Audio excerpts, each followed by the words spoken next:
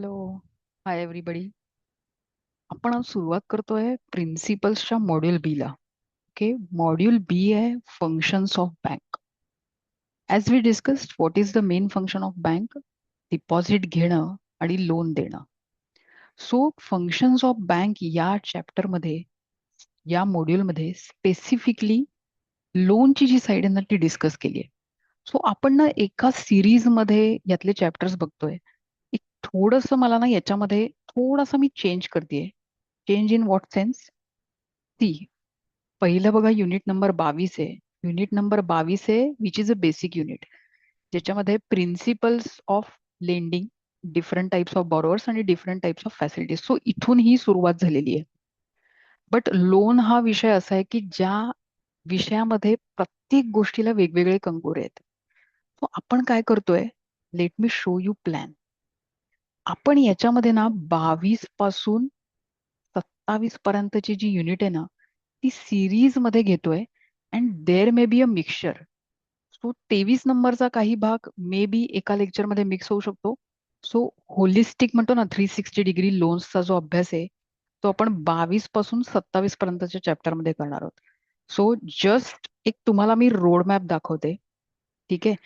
आता 22 नंबरचा जर तुम्ही युनिट बघितलं तर ते आपण बघितलं की बेसिक प्रिन्सिपल्स ऑफ लेंडिंग आणि मग त्याच्यामध्ये टाइप्स ऑफ बोरोअर्स आणि टाइप्स ऑफ क्रेडिट फॅसिलिटीज आहेत. 23 तुम्ही बघितलं तर appraisal and assessment of credit facilities. So आपण पहिले टाइप्स ऑफ बोरोअर्स बघितले, वेगवेगळ्या क्रेडिट फॅसिलिटीज बघितल्या. आता त्याचं ऍक्च्युअल अप्रेझल आणि असेसमेंट कशी करायचे त्याचे टेक्निक्स दिलेले आहेत. नंतर हे 24 नंबरचं युनिट ते ऑपरेशनल आस्पेक्ट्स ऑफ लोन. तर याच्यामध्ये ना प्रत्येक facility wise gold loan, vehicle loan ह्या प्रत्येकाच्या बाबतीत काही काही ऑपरेशनल आस्पेक्ट्स आहेत. सो ते आस्पेक्ट्स काय आहेत, वेगवेगळ्या रिपेमेंटच्या मेथड्स काय आहेत, हे या युनिटमध्ये कव्हर केलंय. नंतर हे types of collateral and their characteristics. वेगवेगळ्या टाईपच्या कोलॅटरल आपण घेतो. सो बेसिक टाईपच्या कोलॅटरल, त्याच्या कॅरेक्टरिस्टिक्स, त्याचं valuation, everything about your collaterals. 26 आहे की different modes of charging security. Collateral तर तुम्ही घेतलीत, त्याचा चार्ज क्रिएट करण्यासाठी कोणकोणते डिफरंट मोड्स आहेत. Okay. And then last is unit number 27 की लोन देऊन झालं, सिक्युरिटी घेऊन झाली, आता त्याच्यासाठी लोनची डॉक्युमेंटेशन कुठली इम्पॉर्टंट आहेत. सो तुम्ही टोटल 22 to 27चा चॅप्टरचा जो फ्लो बघितलात त्याच्यामध्ये there is a mix and mixture. म्हणजे आपण ह्या सगळ्या टॉपिक्सचा एकत्र आणून एकत्रित अभ्यास करणार आहोत. कारण याच्यामध्ये फॉर एक्झाम्पल आपण टर्म लोन कन्सिडर करतोय तर त्याचेच ऑपरेशनल आस्पेक्ट बघू, त्याच्यामध्ये सिक्युरिटी काय काय घेता येतात, त्याच्यात डॉक्युमेंटेशन काय घेता येतं, वर्किंग कॅपिटल असेल तर मग हाच सगळा वेगळा अभ्यास. सो सगळे चॅप्टर्स एकत्र करून आपण याचा अभ्यास केला तर लोन्सचा हा जो पूर्ण वेगवेगळ्या चॅप्टर्स मध्ये विभागला गेला विषय आहे, हा एकत्रितपणे समजून घेता येईल. सो हा आय एम शुअर एकदम इंटरेस्टिंग होणार आहे. ओके. आता आपण आज सुरुवात करूया. So to before we start, तुम्हाला एक समजलंय की आपण युनिट नंबर 22 ते 27चा एकत्रित अभ्यास करूया. So may be the methodology will be की तुम्ही हे सगळे व्हिडिओज पहिले सिरीज मध्ये बघा and then you go with notes आणि त्याच्यावरचे जे काही प्रश्न आहेत ते. सो या मेथड फॉलो केलं तर तुमचा लोन्सचा हा जो सगळा पार्ट आहे हा व्यवस्थित कव्हर होईल. So on this note let start. सुरुवात केली की प्रिन्सिपल्स ऑफ लेंडिंग. तुम्हाला माहितीये की there are some principles basis which loans दिलं जातं. बेसिक प्रिन्सिपल्स आपल्याला सगळ्यांना माहितीये की आपण बॉरोवरचा प्रॉपर अनालिसिस करतो, ड्यू डिलिजन्स करतो, त्याचे फायनान्शियल्स बघतो, त्याची रिपेमेंटची कपॅसिटी बघतो आणि ह्या सगळ्या बेसिसवर आपण त्याला लोन सँक्शन करतो. सो हाच पार्ट आहे, फक्त थोडा कन्स्ट्रक्टिव्ह वेने मी इथे आणलाय. की काय आहेत, तुम्ही जर समजा लोनचा अभ्यास केला तर हे 4 मेन ठोकळे आहेत लोनमध्ये. सगळ्यात पहिले काय की आयडेंटिफाय. आयडेंटिफाय म्हणजे तुम्ही ओळखा. कुणाला ओळखा? तुमच्या कस्टमरचा टाईप काय आहे. नंतर काय आहे? तुम्ही ओळखा की त्याचा पर्पज काय आहे. सी मागायला आलाय सफरचंद आणि तुम्ही त्याला म्हणताय स्ट्रॉबेरी घ्या, स्ट्रॉबेरी घ्या, तर ते चालणार नाही. तुमच्या समोर जो कस्टमर बसलाय त्याचा नक्की पर्पज काय आहे आणि तो पर्पज फुलफिल होणारं लोन तुम्ही त्याला लोनचं प्रॉडक्ट देताय की नाही. दुसरं आयडेंटिफिकेशनसाठी आणखीन इम्पॉर्टंट गोष्ट कुठली आहे? Credit rating. जी थर्ड पार्टी ऑर्गनायझेशन आहे जे आपल्याला त्याच्या क्रेडिट हिस्ट्रीच्या बेसिसवर त्याचं सिबिल म्हणा, इक्विफॅक्स, ज्या काही 4 एजन्सीज आहेत त्याच्यातून येणारे रिपोर्ट्स. सो या बेसिसने आपण बेसिकली कस्टमरला पहिले आयडेंटिफाय करतो. नंतर काय आहे? नंतर त्याचं येतं एलिजिबिलिटी कॅल्क्युलेशन. आता तुम्ही ना त्याच्या टोटल त्याला किती एलिजिबल लोन बसू शकतो ह्याच्याकडे वळता. मग त्याच्यासाठी तुम्हाला त्याच्या टोटल प्रोजेक्टची कॉस्ट काय आहे, तो मार्जिन मनी कुठून आणणार आहे आणि हा सगळा अनालिसिस त्याच्यामध्ये केला जातो. त्यानंतर असेस केली जाते त्याची कपॅसिटी. सो कपॅसिटीमध्ये तुम्ही मेनली फायनान्शियलचा अनालिसिस करता आणि त्याचे ना वेगवेगळे रेशोज कॅल्क्युलेट करता. त्या बेसिसवर तुम्हाला कळतं की ह्या कस्टमरची रिपेमेंटची कपॅसिटी आहे की नाही. आणि फोर्थ जो इम्पॉर्टंट भाग आहे तो आहे ऑपरेशनल आस्पेक्ट्स. म्हणजे काय? कंडिशन्स. की तुमच्या बॉरोवरचा टाईप ऑफ बॉरोवर ओळखून, टाईप ऑफ फॅसिलिटी ओळखून, दुसरं काय त्याचं टाईप ऑफ रिपेमेंट, या सगळ्या गोष्टी विचारात घेऊन इतर आरबीआयने दिलेले सगळे नियम सांभाळून तुम्ही त्याच्या कंडिशन स्टिप्युलेट करतात. So your sanction letter is important part. So credit अप्रेझलची ही सगळी basic. So this is basically the principles of lending. Now will start with एकदम बेसिक पासून स्टार्ट करूया. बेसिक पासून स्टार्ट करायचं लागेल तर टाइप्स ऑफ बॉरोवर्स. आपण ब्रँचमध्ये बसलोय आणि आपल्यासमोर एखादा कस्टमर आला लोनची एन्क्वायरी करायला. सो आपण सगळ्यात आधी काय विचारतो की तुमची पार्टनरशिप फर्म आहे, प्रोप्रायटरी फर्म आहे, तुमची कंपनी आहे. तो इम्पॉर्टंट आहे. कारण काय आहे, आपण जसं डिस्कस केलं की त्या बेसिसवर त्या कस्टमरला कुठल्या कंडिशन्स टाकायच्या ते त्याच्यावरून डिसाईड केलं जातं. फॉर एक्झाम्पल टाइप्स ऑफ बॉरोवर्स मध्ये पहिला बॉरोवर आहे, एक मिनिट हा मी जरा स्क्रीन बघते की फुल स्क्रीन होतोय का. सो टाइप्स ऑफ बॉरोवर मध्ये पहिला बॉरोवर आहे who is a individual borrower. Individual borrower आहे. इंडिव्हिज्युअल बॉरोवरला गाईडलाईन करणारा कुठलाही लॉ नाहीये. ओके. आपण काही बेसिक डॉक्युमेंट्सने इंडिव्हिज्युअल्सचा केवायसी अनालिसिस करतो आणि त्याला ऑनबोर्ड करू शकतो. दुसरं आहे प्रोप्रायटरी फर्म. प्रोप्रायटरी फर्म सी पॅन नंबर प्रोप्रायटरचा आणि इंडिव्हिज्युअल सेम असतात. ह्या केसमध्ये आपण फक्त प्रोप्रायटरी फर्म मधून काय घेतो की काहीतरी बिझनेस रिलेटेड प्रूफ घेतो. बरोबर. बिझनेस रिलेटेड प्रूफ मध्ये काय असतं? मोस्टली त्याचं जीएसटी रजिस्ट्रेशन असतं आणि सगळ्यात इम्पॉर्टंट त्याचं बिझनेस प्लेस जी आहे ती बिझनेस प्लेस कुठली आहे याचा प्रूफ. त्याच्यासाठी तुम्हाला माहिती आहे आपण गुमास्ता लायसन्स किंवा शॉप ऍक्ट लायसन्स घेतो.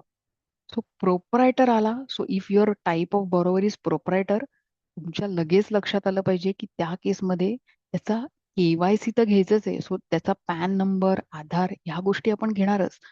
पण त्याचबरोबर त्याचा बिझनेस आहे ना, त्या बिझनेसचा प्रूफ आपण लगेच आपल्याकडे घेतो. दुसरं आहे पार्टनरशिप फर्म. सी आता काय आहे, पार्टनरशिप फर्म म्हटली की पार्टनरशिप फर्म एका ऍक्टच्या अंडर एस्टॅब्लिश होते. त्याला काय म्हणतात? Partnership act. कुठलाही ऍक्ट आला, सी इथे इंडिव्हिज्युअल्सच आहेत पण 2-3 इंडिव्हिज्युअल्स एकत्र येऊन कुठला तरी बिझनेस चालू करतात. जेव्हा हे 2-3 बिझनेसमन 2-3 इंडिव्हिज्युअल्स एकत्र येतात आणि पार्टनरशिप फॉर्म करतात अंडर स्पेसिफिक ऍक्ट, त्याच्यामध्ये या पार्टनर्समध्ये काय अग्रीमेंट झालंय हे बँकिंगच्या दृष्टीने इम्पॉर्टंट आहे. त्यामुळे तुम्हाला माहिती आहे पार्टनरशिप असेल तर सगळ्यात आधी आपण पार्टनरशिपचं अग्रीमेंट घेतो आणि त्यातले इच अँड एव्हरी क्लॉज आपण वाचतो की कोण पार्टनर्स आहेत, त्यांचा पार्टनरशिपमध्ये रेशो काय आहे, पार्टनरशिप फर्म कुठल्या ऑब्जेक्टसाठी एस्टॅब्लिश झालेली आहे. So what is the object, त्यांची ऍक्टिव्हिटी काय असणार आहे, प्लेस ऑफ बिझनेस काय असणार आहे. त्या व्यतिरिक्त कुठल्या बँकेमध्ये खातं उघडायला त्या क्लॉजमध्ये अधिकार दिलेला आहे का. त्या व्यतिरिक्त इम्पॉर्टंट असतो बॉरोईंग क्लॉज. सो आपण बघतो की त्या पार्टनरशिप डीडमध्ये whether partners are allowing partnership firm to borrow from bank. So borrowing clause असणं इम्पॉर्टंट आहे आणि सगळ्यात इम्पॉर्टंट गोष्ट तुम्हाला माहिती आहे, आपल्या कोऑपरेटिव्ह बँकांना जर पार्टनरशिप फर्म रजिस्टर्ड नसेल तर आपण त्यांना लोन देऊ शकत नाही. सो इट इज इम्पॉर्टंट की पार्टनरशिप डीड नुसतं असून चालणार नाही, ते प्रॉपर रजिस्टर केलेलं पार्टनरशिप डीड पाहिजे. सो नोटराइज केलेलं पार्टनरशिप डीड या केसमध्ये चालणार नाही. सी आता काय झालं की भले पार्टनरशिप फर्मचे फायनान्शियल कितीही चांगले असू देत, सगळ्या रेशोमध्ये बसू दे, त्याची रिपेमेंट कपॅसिटी चांगली आहे, सिबिल चांगला आहे, पण हे जे बेसिक डॉक्युमेंट आहे या डॉक्युमेंटमध्ये काही फ्लॉ असेल तर उद्या कोर्ट ऑफ लॉ मध्ये बिईंग अ बँक आपण कुठलीच केस एस्टॅब्लिश नाही करू शकणार. तो त्यामुळे टाईप ऑफ बरोवर मध्ये पार्टनरशिप फर्म आली की we insist for partnership agreement आणि त्यातले काही ठराविक क्लॉजेस आहेत की नाही हे आपण व्हेरीफाय करतो आणि रजिस्ट्रेशन झालंय की नाही. दुसरं आहे, तुम्हाला लिमिटेड कंपनी बऱ्यापैकी माहिती आहे. सो लिमिटेड कंपनी आपण काय म्हणतो की it is a safest way, कारण कंपनीज ऍक्ट अंडर फॉर्म झाली आहे आणि दुसरं म्हणजे त्याचा जो कंप्लाइड बऱ्याचशा लिमिटेड कंपनीज किंवा private limited public limited companies ह्या कंप्लाइड असतात, कारण सगळ्या कंपनीज ऍक्टने त्याला बांधून ठेवलेलं असतं. त्यामुळे लिमिटेड कंपनी असेल तर आपण त्या केसमध्ये memorandum of association, articles of association he basic document झाली अंडर कंपनीज ऍक्ट, ही बोर्डवर घेतो. त्या व्यतिरिक्त कंपनीचं रजिस्ट्रेशन सर्टिफिकेट व्हेरीफाय करतो आणि जे बाकी सगळी जी कंपनी रिलेटेड माहिती आहे ती मेमोरंडम ऑफ असोसिएशन आणि आर्टिकल्स ऑफ असोसिएशन, ज्याला आपण एमओए आणि एओए म्हणतो, त्याच्यामध्ये आपल्याला मिळून जाते. तो लिमिटेड कंपनी बँकेच्या दृष्टीने थोडासा कम्फर्ट असतो, कारण अंडर कंपनीज ऍक्ट असल्यामुळे बऱ्यापैकी कंप्लाइड असतात सगळ्या गोष्टी. आता पार्टनरशिप आणि लिमिटेड कंपनी ह्याच्या मधली एक ऑर्गनायझेशन असते, तुम्हाला माहिती असेल, LLP. तो लिमिटेड लायबिलिटी पार्टनरशिप. म्हणजे काय? सी ह्या ना, ह्या लिमिटेड लायबिलिटी पार्टनरशिप ज्या रजिस्ट्रेशन असतं ना ते कंपनीज ऍक्ट अंडर असतो. तो त्यांचा गव्हर्निंग लॉ आहे हा कंपनीज ऍक्टच आहे, परंतु त्यांना पार्टनरशिप फर्मचे काही बेनिफिट्स घेता येऊ शकतात. तो पार्टनरशिप फर्म आणि लिमिटेड कंपनी ह्याच्या मधली ही कंपनी आहे. सो याच्यामध्ये काय असतं, सेम जसे पार्टनर्स असतात तसेच पार्टनर्स असतात, त्यामुळे त्यांना डेझिग्नेटेड पार्टनर्स असं म्हणतात. सो इम्पॉर्टंट आहे याच्यामध्ये पण तुमचं LLP अग्रीमेंट असतं, दॅट शुड बी रजिस्टर्ड. मग LLP अग्रीमेंट घेणं हे इम्पॉर्टंट आहे. आणखीन हे हे जे आपण तीन बघितले ना, individual, proprietary firm, partnership, LLP, limited company, हे जनरली आपण सगळ्या बॉरोवरचे जे टाईप ऑफ बॉरोवर्स म्हणतो ह्याच्यामध्येच, या कॅटेगरीमध्येच हे सगळेजण मोडतात. पण त्या व्यतिरिक्त ना काही कॅटेगरीज आहेत ज्या एक्सेप्शनली तुमच्याकडे येऊ शकतात. 10 फाईल्स आहेत तर त्यातली एखादी फाईल या टाईपमध्ये असू शकते. त्याच्यातलं एक आहे HUF. HUF तुम्हाला माहिती आहे, हिंदू अनडिवायडेड फॅमिली. इन्कम टॅक्सने स्पेशल ऍक्ट अंडर हिंदू आणि जैन ह्या लोकांना ही मुभा दिलेली आहे की तुम्ही तुमच्या फॅमिलीची मिळून एक HUF नावाची सेपरेट एंटिटी फॉर्म करू शकता. सी याच्यामध्ये मग प्रॉपर HUF अग्रीमेंट असतं, त्यांचा पॅन नंबर पण वेगळा असतो. स्ट्रक्चर कसं असतं, जो मुख्य असतो त्याला म्हणतात कर्ता आणि जे इतर फॅमिली मेंबर्स असतात त्यांना म्हणतात को पार्टनर्स. पण मी तुम्हाला सांगते की जनरली कुठल्याही बँका HUF फॉर्मॅट मधल्या एंटिटीला लोन देत नाहीत. कारण ह्याचं असंच आहे की त्याच्यामध्ये लीगल इम्प्लिकेशन्स खूप येऊ शकतात. कारण एखादी प्रॉपर्टी दिली आहे आणि ज्याच्यामध्ये HUF पण इन्व्हॉल्व आहे, तर त्यामध्ये कर्ता आणि त्याची सगळी फॅमिली हिस्ट्री असू शकते, त्याच्यामध्ये मायनर असू शकतात. मायनर मेजर झाल्यावर कसं कळणार बँकेला की मायनर आता मेजर झालेत. सो हे सगळे लिगल इम्प्लिकेशन्स असल्यामुळे जनरली तुम्ही बघितलं असेल की बँकांच्या लोन पॉलिसीमध्ये HUF ला लोन देणं हे डिस्करेज केलं जातं. But this is again one of the format, तुम्ही लक्षात ठेवा. पण आता जो समान नागरी कायदा अंडर कन्सिडरेशन आहे त्याच्यामध्ये HUF आणि वर्क बोर्ड वगैरे यासारख्या ज्या रिलिजियस एंटिटीज आहेत त्या हळूहळू स्क्रॅप होणार आहेत. त्यानंतर आहे ट्रस्ट आणि सोसायटी. सी तुम्ही बरेच वेळा एज्युकेशन ट्रस्ट असेल किंवा इथे एखादी कोऑपरेटिव्ह सोसायटी असेल, त्यांना रिडेव्हलपमेंटसाठी फंडिंगला येऊ शकतं. सो ट्रस्ट आणि सोसायटी अगेन म्हणतो ना आपण की डोळ्यात तेल घालून लोन दिलं जावं अशा लोकांना. कारण तुम्हाला माहितीये ट्रस्ट आणि सोसायटीमध्ये ना या नॉट फॉर प्रॉफिट ऑर्गनायझेशन आहे. त्यामुळे त्याच्यामध्ये जे लोक एकत्र आलेले असतात ना ते एका कुठल्या तरी कॉमन हेतूने एकत्र आलेले असतात. ज्याच्यामध्ये प्रॉफिट कमवणं हा मूळ उद्देश नसतो. त्यामुळे तुम्हाला माहितीये या ठिकाणी जे ट्रस्टमध्ये मेंबर्स असतात, सोसायटीचे मेंबर्स असतात, त्यांना बेनिफिशियल मेंबर्स म्हणतात. सो त्या केसमध्ये दे आर जस्ट की एकत्र येऊन आपल्याला ह्या ट्रस्टचं जे काही काम आहे ते पुढे न्यायचंय हा त्यांचा मूळ उद्देश असतो. त्यामुळे अगेन ट्रस्ट आणि सोसायटीच्या बाबतीत काही गोष्टी आहेत ज्या एकदम डोळ्यात तेल घालून बघितल्या जातात. तुम्हाला माहिती असेल ट्रस्ट असेल तर तो एक तो रजिस्टर्ड ट्रस्ट हवा. तो पब्लिक ट्रस्ट असतो, प्रायव्हेट ट्रस्ट असतो, रिलिजियस, चॅरिटेबल सगळ्या टाईपचे जे ट्रस्ट असतात ते रजिस्टर्ड असतात. त्यामुळे त्याचं रजिस्ट्रेशन सर्टिफिकेट तुमच्याकडे पाहिजे. आणि दुसरं म्हणजे trust deed is important. Trust deed मध्ये ना त्या ट्रस्ट विषयीचे सगळे क्लॉजेस लिहिलेले असतात की कशासाठी फॉर्म झाली आहे, what is the common motive. बरं त्याच्यामध्ये मग वेगवेगळे मेंबर्स कोण आहेत, त्यांचे अधिकार काय आहेत. कारण तुम्हाला माहिती आहे बरेच वेळा ना ट्रस्ट मध्ये गॅरंटी ती एखादी प्रायव्हेट लिमिटेड कंपनी आणि त्याला तुम्ही लोन दिलं तर त्याच्या डायरेक्टर्सना तुम्ही इनव्हेरिएबली गॅरेंटर्स करून घेता. कारण काय आहे तिथे रिलेशन काय आहे, they are the promoters. Profit making साठी ती कंपनी फॉर्म केलेली असते. इथे काय आहे, इथे ट्रस्टमध्ये ना मेंबर्स आहेत. मग तुम्हाला माहिती आहे बरेच वेळेला मेंबर्स काय म्हणतात की we are only doing the activity as per trust deed. त्यामुळे ट्रस्टने जर एखादं लोन घेतलं तर आम्ही इंडिव्हिज्युअल कपॅसिटीमध्ये गॅरंटी नाही देऊ शकणार. हा मोठा हिच असतो या सगळ्या केसमध्ये. मग ट्रस्ट डीड वाचणं हे इम्पॉर्टंट आहे. सोसायटी असेल तर तुम्हाला माहिती आहे बायलॉज असतात. तो सोसायटीच्या बायलॉज प्रमाणे सोसायटीचे मेंबर्सचे अधिकार काय आहेत ह्या सगळ्या गोष्टी लक्षात घेणं गरजेचं आहे. आता हे झाले टाइप्स ऑफ बॉरोवर्स. आपण आता या प्रत्येक टाईप ऑफ बॉरोवर मध्ये लोन देताना काही गोष्टी घेणं गरजेचे असतात ते आपण नेक्स्ट पार्टमध्ये बघतोय. सो ह्या कंडिशन्स तुमच्या टाईप ऑफ बॉरोवरवर आल्याच पाहिजेत. फॉर एक्झाम्पल मी म्हटलं तसं प्रोप्रायटरी फर्म असेल तर गुमास्ता म्हणजे ज्याला शॉप अँड एस्टॅब्लिशमेंट लायसन्स म्हणतो ते लायसन्स घेणं इम्पॉर्टंट आहे. पार्टनरशिप फर्म असेल तर पार्टनरशिप डीड इज इम्पॉर्टंट आणि मी म्हटलं तसं त्यातले क्लॉजेस व्हेरीफाय करणं आवश्यक आहे. गॅरंटी ऑफ पार्टनर्स आपण त्या ठिकाणी इन्सिस्ट केली पाहिजे.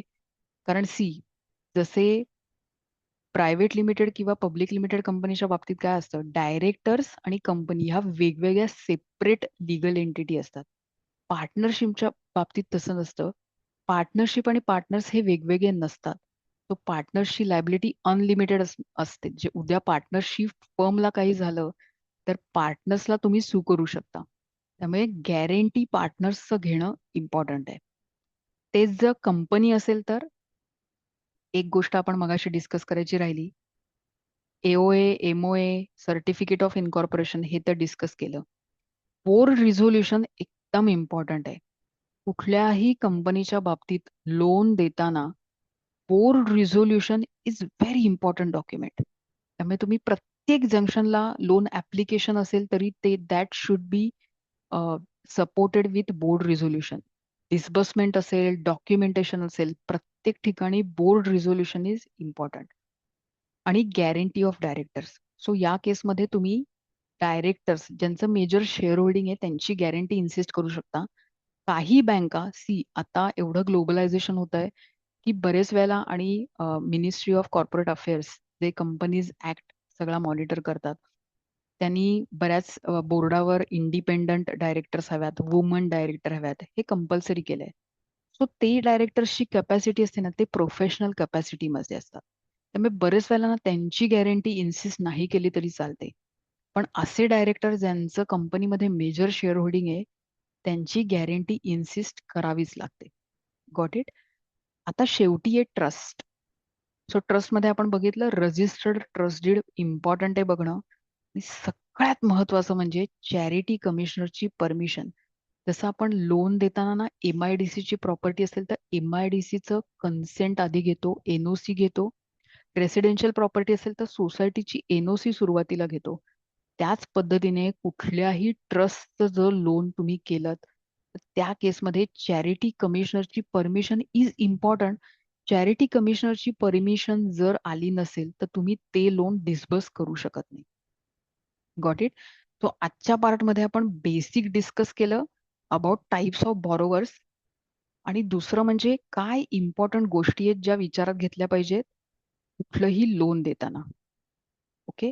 सो नेक्स्ट पार्टमध्ये आपण कॅरी फॉरवर्ड जसं डिस्कस केलं आज, so we will carry forward this, आणि टाइप्स ऑफ क्रेडिट फॅसिलिटीज काय आहेत ते आपण बघूया. Okay. So thank you so much. See you in next part. Thank you.